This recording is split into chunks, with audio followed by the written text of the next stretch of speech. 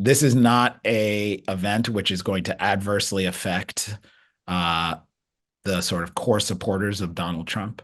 This is not a debate which is going to positively affect the core supporters of Kamala Harris. These are people that were going to vote for these candidates one way or the other. Given the increasing polarization in the nation, most people have already made up their minds, and the debate is not going to push them one way or the other. We're always looking to that undecided voter.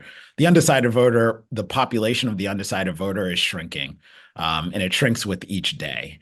Most people are going to make up their minds before election day, and what's really going to matter is going to be the on-the-ground mobilization of the Democratic Party and the Republican Party, and in what is likely going to be an extremely close election. And, the person who is the party and the candidate that is able to garner and to mobilize the most voters is going to win in November.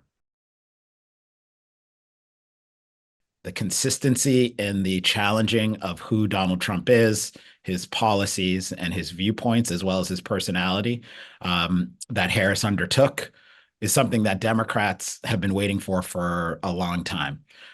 Hillary Clinton never pushed Donald Trump in the ways that Harris did last night.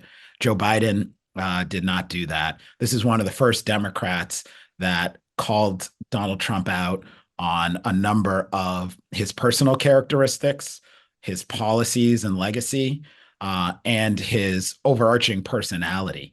And so I think we may see an increase in excitement and enthusiasm for the Harris campaign, because this is something that Democrats have been longing for, really since Donald Trump jumped into the political scene.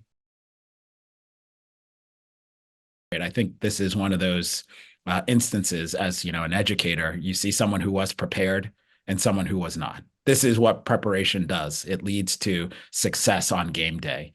And looking at that debate, one candidate was prepared. One candidate knew what they needed to do, engaged in a strategy and set of tactics, and left as the perceived winner. And the other candidate is, in some cases, reeling. And today, I think the Harris campaign is disseminating widely all of those various sound bites, all of those highlights, and the Trump campaign is looking to turn the page. I'll start with Harris. I think she needed to demonstrate to a very large television audience that she is ready and able to inhabit the presidency. So, as a woman, as a person of color, there is implicit and explicit bias that people have regarding her suitability for the office.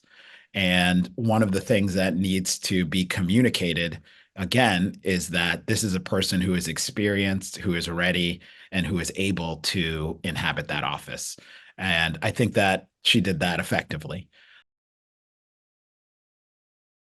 And what he needed to do is to focus his attention again on demonstrating how incongruent, at least in terms of the Trump campaign, Harris is ideologically, how out of step she is, and her policies have been with much of the public, and how disastrous the Biden administration has been for the nation. I think he did that. The problem is, in the culture we live today, people are focused on a number of the sound bites, whether it is, immigrants eating dogs, whether it is, the anger about his rally sizes,